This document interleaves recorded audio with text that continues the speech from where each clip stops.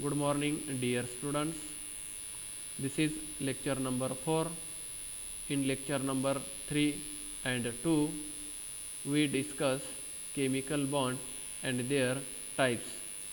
In this lecture, we are going to deals with the study of different functions of the chemical bonds.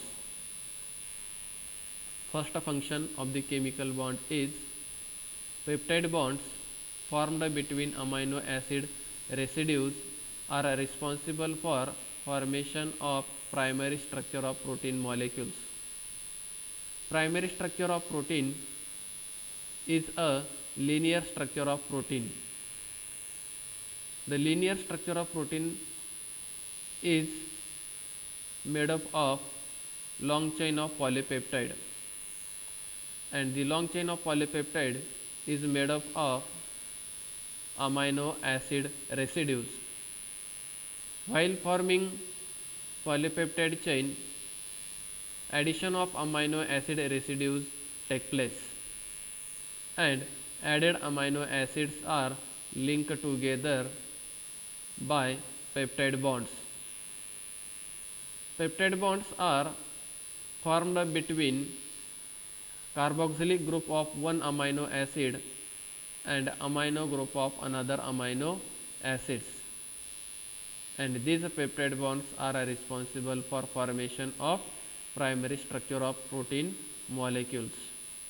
Similarly, disulfide bonds, also known as SS bonds, and these SS bonds are formed between SH groups of two cysteine residues as a result of oxidation of SH groups, and these disulfide bonds gives rigidity and better stability to tertiary structure of protein molecules.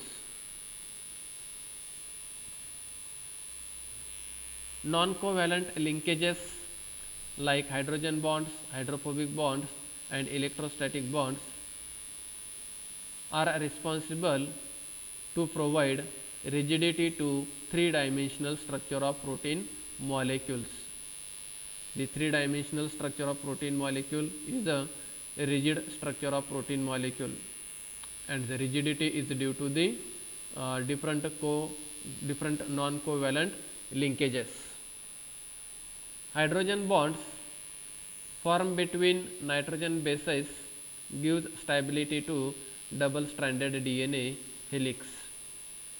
Dear friends, if we see the structure of DNA molecule is made up of two strands, and each strand consists of a long chain of polynucleotide, and each nucleotide consists of three different groups: phosphate group, sugar group, and nitrogen base group. If we see the structure of DNA helix,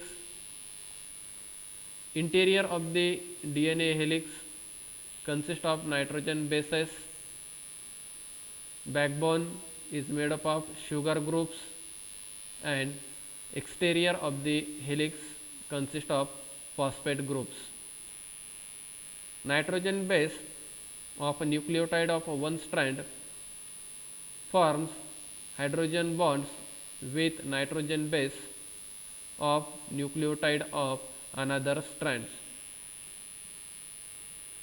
and these hydrogen bonds gives stability to double-stranded DNA helix. There is a formation of two hydrogen bonds between adenine and thymine, and three hydrogen bonds between guanine and cytosine nitrogen bases. Cellulose, starch, and glycogen molecules are polysaccharides, and these polysaccharides are made up of their monomeric units. The monomeric units of these molecules are linked together by glycosidic linkages, and there are two types of the glycosidic linkages, namely alpha and beta glycosidic linkages. These alpha and beta glycosidic linkages are responsible for formation of polyglycosidic chain, and which results in the formation of polysaccharides like cellulose, starch and glycogen. Hydrogen bonds determining the shape of larger biomolecules like proteins and nucleic acids. Proteins and nucleic acids are the larger biomolecules, they having definite shape because of the hydrogen bonds. Dear friends, we know that van der Waals forces are formed between very closely situated molecules. The van der Waals forces are responsible for the formation of lipoproteins, glycoproteins and nucleoprotein complex in chromatin, as well as in acquisition of conformation in all proteins. Lipoproteins, glycoproteins and nucleoprotein complexes are the complex proteins. Lipoprotein consist of lipid and protein groups. Glycoproteins consist of glycogen and protein groups, and nucleic acid and protein groups form nucleoproteins. Van der Waals forces are responsible for holding the lipid and protein, carbohydrate and protein, and nucleic acid and protein together. Liquid water molecules also consist of hydrogen bonds. If we see the structure of liquid water molecules, the liquid water molecule consists of hydrogen bonds between them. The central water molecule is linked with neighboring or surrounding water molecules through hydrogen bonds. Ionic bonds may be involved when a protein molecule binds to another molecule. Dear friends, we know that ionic bonds are formed between oppositely charged ionic groups. Here, if we take an example, basic amino acids in proteins can interact with negatively charged phosphate group in nucleic acids. Sorry.